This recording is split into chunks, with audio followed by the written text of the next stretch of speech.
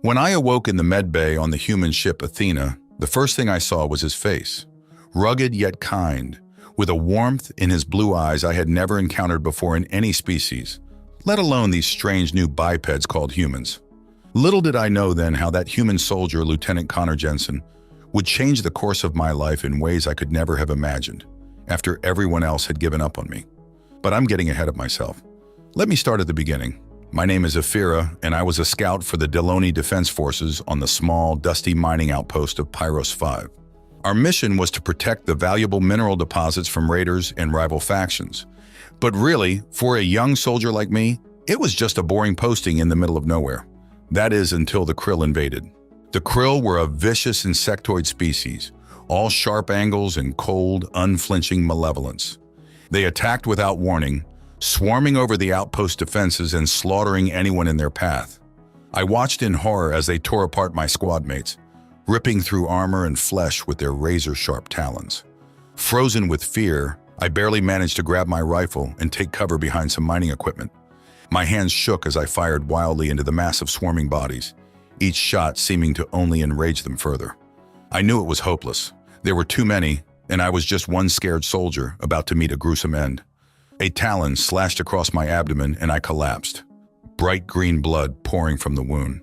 As my vision began to fade, I thought I glimpsed strange craft descending from the sky, spewing fire at the krill. Then everything went black. I thought that was the end. Just another forgotten casualty in an uncaring galaxy. But fate, it seems, had other plans. I awoke with a gasp, instinctively reaching for my wound, but found it covered in strange white dressings. Blinking against the harsh light, my eyes struggled to focus on my new surroundings. Gray metal walls, beeping machines with flashing lights, and a creature I had never seen before leaning over me. "Easy there," it said in a deep yet gentle voice. "You're safe now. I'm Lieutenant Jensen, but you can call me Connor. You're on the UTS Athena." I tried to speak, but my mouth was dry as sand.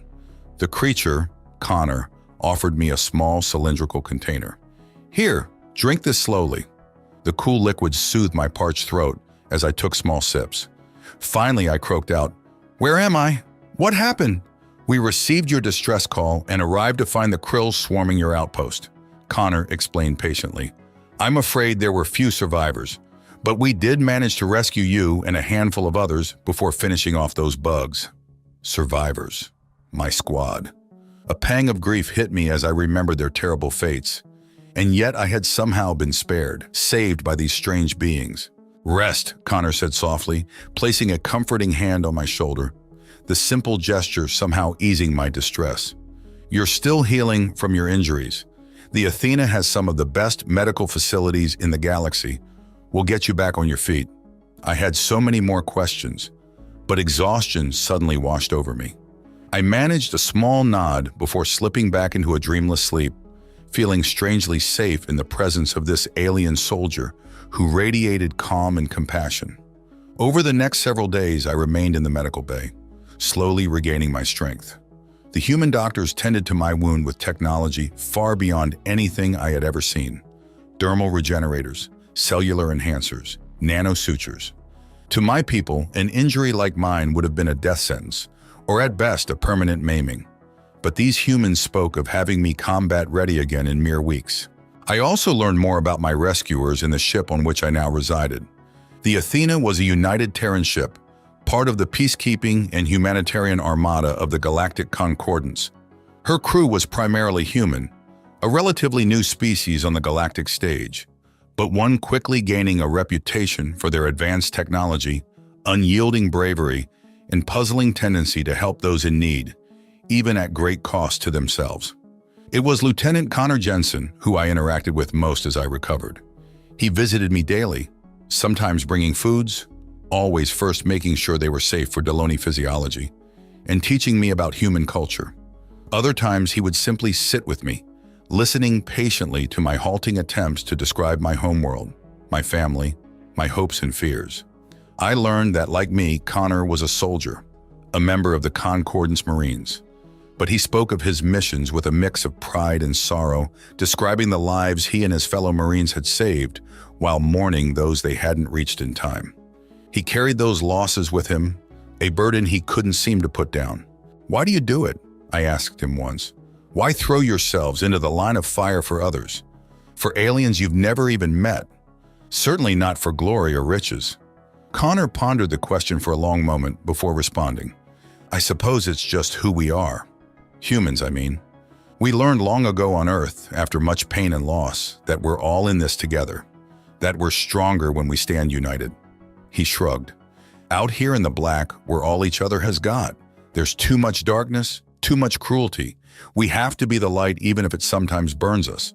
We have to try." I considered this so foreign to the pragmatic, often ruthless ways of my own kind. To risk your life for a stranger was madness, a weakness. And yet I wouldn't be here now if not for that very weakness. As the days turned to weeks, I grew stronger, and Connor and I grew closer. He shared stories of Earth, towering mountains, vast oceans, velvety night skies. In turn, I told him of Kez, my home moon, with its steaming jungles and violet sunsets. We spoke of family, duty, and purpose. Connor's eyes would light up when talking about his daughter, Eliza, awaiting his return back on Mars Colony. "It's for her, and kids like her, that we do what we do out here," he told me once. "To make the galaxy just a little safer, a little brighter, so that someday perhaps they can know real peace." Being Deloni, peace was not a concept I was overly familiar with. Existence was struggle, conflict, and competition. The strong thrived while the weak perished. This was the way of things. But the more time I spent with this human, the more I began to wonder if perhaps there was another way. As my wounds healed, I was eventually allowed to leave the med bay, always under Connor's watchful eye. He showed me around the massive ship, the hydroponic gardens where they grew fresh produce, the observation deck with its expansive view of the stars, the training rooms where crew members sparred and drilled. I marveled at the easy camaraderie between the humans, the laughter and causal touches, so different from the rigid formality and distance of Deloni military units. I also met other members of the Concordance aboard, a towering Veloxian engineer, an Erascan navigator with glittering silver eyes, a pair of Oro Sapien medics, all treated with the same respect and fellowship by the human crew, despite our obvious differences. United in common purpose. Still, doubt gnawed at me. What was my purpose now? My squad was gone, my posting destroyed. Once I had fully recovered, where would I go? What would I do? Could I really return to Kez, take up arms once more for a government mired in endless conflict? A society that cared nothing for the weak and broken? I shared these doubts with Connor one evening as we sat together in the gardens, the scent of alien flowers perfuming the recycled air. "I feel lost," I confessed, staring down at my hands still bearing faint scars from the attack. "Directionless. You've all saved me, healed me, shown me kindness I still don't fully understand. How can I repay that? How do I move forward?" Connor was silent for a long moment, thoughtful as ever in his response. Finally, he took my hand in his, the warmth of his skin instantly soothing. "You know there are still hundreds down on Pyros 5, suffering from the aftermath of the Krill attack. Many were wounded, many more displaced, resources destroyed. They could use our help." I looked up at him, surprised. "You're going down there? Even after the attack?" He nodded, resolute. "The Athena may be a warship, but her primary mission has always been a humanitarian one. We go where we're needed." He squeezed my hand. "And in this case, I think you're needed too." I blinked at him, unsure. "Me? What could I possibly offer? I'm just one broken soldier." Connor smiled that gentle smile of his. "You're also a survivor. Someone who understands their pain and loss. Someone with an instinctive knowledge of their world and ways. You have talents and strength beyond what you know. Come down with me. Let's help put things back together."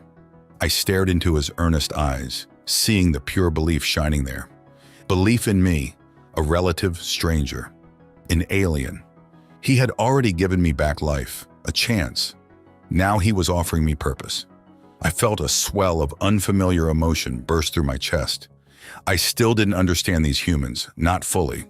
But I understood this human, this frustratingly kind male who had saved me, cared for me, and now wanted me by his side as he recklessly threw himself into danger once more. How could I possibly refuse? Taking a deep breath, I nodded and squeezed his hand in return. "Okay," I said softly. "Let's go be the light." And so it was decided. A new path begun, one I never could have foreseen. The next day, Connor and I joined the away team headed to the surface of Pyros 5, ready to confront whatever challenges awaited, side by side. The scene that greeted us on Pyros 5 was one of utter devastation, far worse than I had imagined. Mangled mining equipment, scorched earth where the Athena's cannons had obliterated krill swarms, makeshift tents crammed with the injured and displaced. Not a single structure remained standing. I stood frozen for a moment, overwhelmed by the acrid stench of smoke and decay. But there was Connor by my side, solid and resolute. "Come on," he said calmly, slinging his med pack over a shoulder and grabbing a crate of supplies. "There's work to be done." We headed towards the field hospital first, erected by the Concordance med teams that had deployed ahead of us. Rows of cots held the wounded, human techs bustling between them with dermal regenerators and hyposprays. I noticed a group of unattended Deloni survivors huddled in a corner and steered us in their direction. Their wary eyes widened as I approached, taking in my Deloni features, overlaid with the unfamiliar Concordance issue fatigues I now wore. "Peace," I said in Delon Standard. "I am Ephira Zen, formerly of the 118th Scout Battalion. This human is a medic. We're here to help." "Why would the Terrans help us?" one of them spat, a young male I recognized as a local miner. "We're not their responsibility. We were barely a speck on their star charts before this." Others muttered agreement, their faces etched with pain and suspicion. Before I could respond, Connor crouched down to their level, opening his pack and holding out an iridescent vial, a potent Deloni painkiller. "You're right," he said evenly, the translation device on his collar rendering his words in perfect Delon Standard. "We're not here out of obligation or politics. We're here because you're hurting, and we have the means to ease that hurt. That's all the reason we need." The miner stared at him for a long moment, evaluating. Finally, he reached out to accept the vial, and Connor began gently rolling up the miner's shredded sleeve to treat his lacerations. The others watched tensely, some wincing in shared pain, but none shrank away when their turns came. And so it went. We moved amongst the survivors, Connor providing swift and expert care while I translated and soothed with familiar phrases. Some we visited in their crowded tents, treating illness and dehydration from poor sanitation. Others we assisted in the grim work of burying their dead, offering small words of comfort as they keened their grief to violet skies. We coordinated food and supply distribution from the Athena's cargo hold, ensuring the rations were familiar and palatable to Deloni tastes. Everywhere we went, I saw the initial distrust and resentment in my people's eyes gradually fade away, replaced by tentative gratitude, even wonder, as they witnessed the tireless dedication of Connor and his fellow humans, expecting no payment or praise in return. It was a perspective shift, realizing that compassion and unity could be strengths in their own right. It wasn't always easy.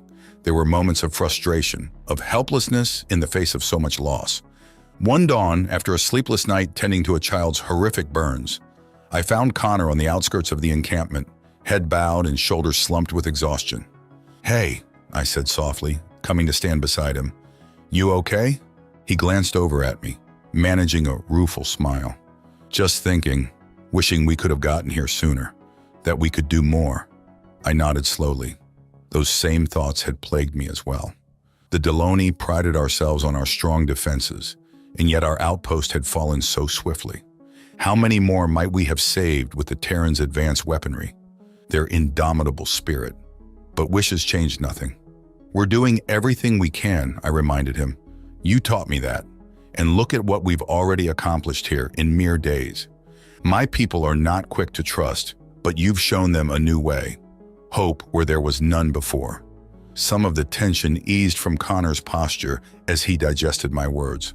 "I suppose you're right," he admitted. "I guess I just can't help but feel the weight of it all sometimes. Eliza would probably tell me I'm being too hard on myself again." "She sounds wise, your Eliza," I teased lightly. "You should listen to her more." "Brat," he retorted with a chuckle, bumping his shoulder against mine. The casual contact sent a pleasant shiver up my spine.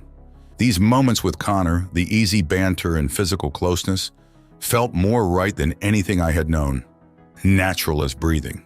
We lapsed into comfortable silence for a while, watching Pyros Phi's twin moons creep towards the horizon, the hushed murmur of the waking camp behind us. Finally, Connor turned to face me fully, his expression unreadable. "What will you do when our work here is done?" he asked quietly. "Have you given any thought to that?" I hesitated, an icy tendril of uncertainty curling in my gut. In truth, I had been avoiding that very question. The Athena and her crew had begun to feel like home. Connor had begun to feel like something else entirely. "I'm not sure," I admitted, hating the small tremble in my voice. "Return to Kess, I suppose, make my report to command." But the words felt hollow, the thought of leaving now almost physically painful. Connor held my gaze, searching. For a breathless moment I thought he might reach for me, but he simply nodded, looking back to the horizon where the first sliver of sun was peeking through. "Well, you've more than proven yourself here," he said at last. "Proven your resilience, your adaptability, your compassion."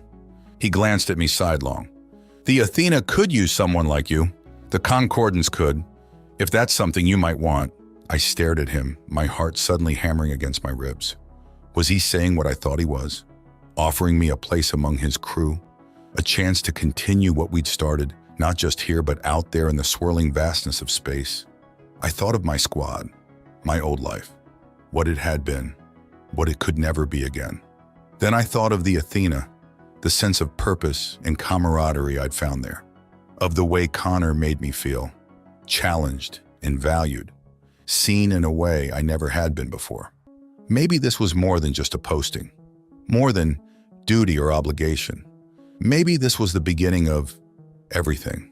I took a shaky breath and squared my shoulders, meeting Connor's azure gaze with a determined one of my own. "Yes," I said firmly, "I want that. I want to stay on the Athena, with you, with the crew." The grin that broke across Connor's face was blinding, transformative. I felt an answering smile tug at my own lips, giddy elation bubbling up from some secret well within me. This was right. This was where I belonged. "Well, all right then," Connor said, his voice warm with barely contained delight. "Let's make it official." He reached out to clasp my shoulder, the touch searing even through the layers of my uniform. "Welcome aboard, Ephira, ensign of the Galactic Concordance." The days that followed passed in a whirlwind of activity. The grueling work hardly seemed to matter anymore. I had a future now, one I had chosen for myself, one filled with purpose and promise. We finished our relief efforts on Pyros 5, the survivors now safe and provisioned for the long process of rebuilding. I bid farewell to those I had come to know, assuring them that the Athena would check in, that they would not be forgotten. Upon returning to the ship, I was granted official quarters and began intensive training to integrate with the crew. Connor, unsurprisingly, took a lead role in my education, guiding me through Terran customs and protocols, helping me refine my translation implant, and challenging me in combat exercises when he learned of my scouting specialties. "Never go easy on me," I told him once, panting and sweat-streaked after a particularly brutal sparring session. "I may be new to your ways, but I'm no fragile flower." Connor laughed, reaching down to haul me to my feet. "Noted," he said wryly. "I'll remember that next time you're cursing my name from the mats." As I found my footing amongst the Athena's diverse crew, I couldn't help but marvel at the easy acceptance and respect I was afforded, so different from the rigid hierarchy of Deloni units. Here I was valued not just for my skills, but for my unique perspective and experiences. Yaris, the Veloxian engineer, eagerly sought my thoughts on modifying the ship's shielding to better withstand krill plasma blasts.